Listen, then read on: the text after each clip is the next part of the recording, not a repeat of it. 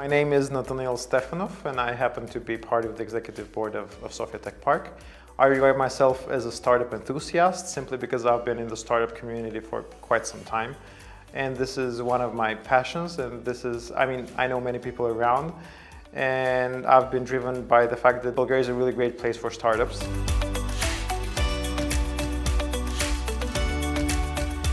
The story behind the Sofia Tech Park is very interesting. If you're following the policy of the European Union, you see that Europe is lagging behind the US and Asia in terms of innovation. So they made in the Horizon 2020 program frame, innovations and technology is one of the priorities.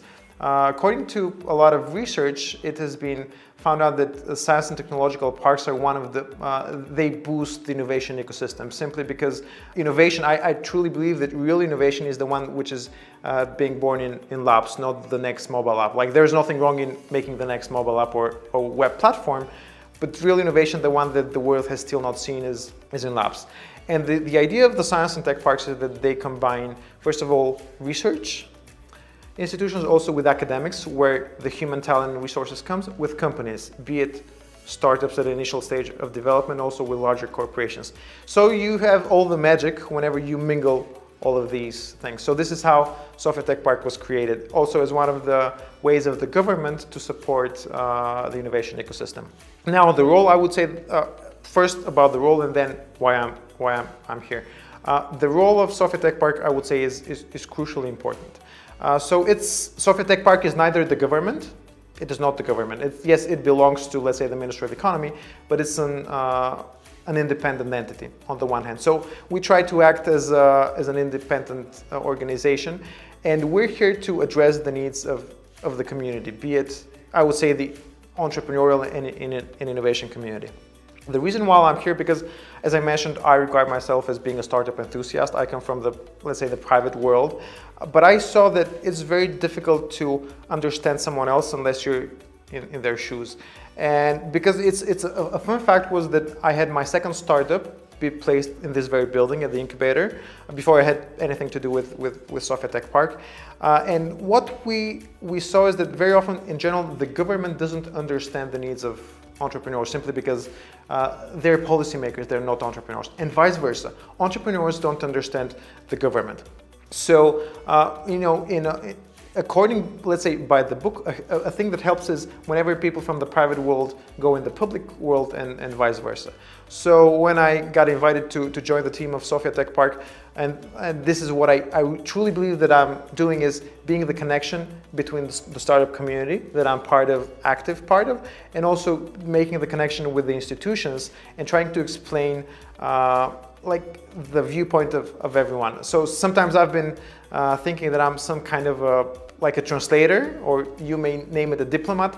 On the one hand, explaining to entrepreneurs why for example, why such a process is longer, or why you need administration. And it is not bureaucracy, but it is administration because, for example, the government or the European, if it supports with money, then they have to report them in some way. On the other hand, I'm explaining to the institutions and people from the government that they have to be more flexible to shorten the process, because there's no time, in the market, unless you're competitive, you're dead.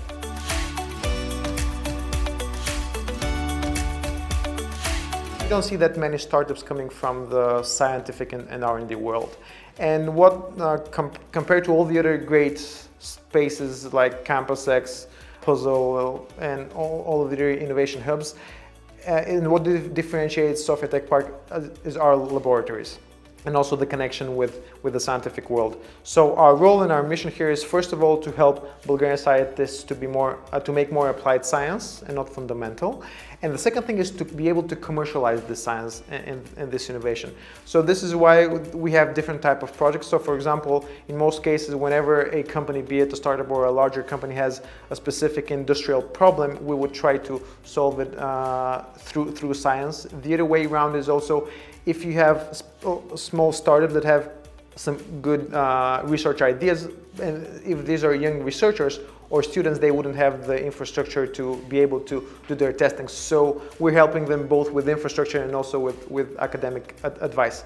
Also, something that is very important, we're just about to launch our Innovators program, which would help scientists and also people that want to go into entrepreneurship but don't have the specific skills, is to be able to build a business out of their research, which would mean how to build a team, how to create a business plan and a business model, how to get connected to investors, how to find the right mentors and commercial partners, not only in Bulgaria, but abroad, because our idea is for the Tech Park is to be working not only for the Bulgarian ecosystem, but for the whole Southeast Europe region.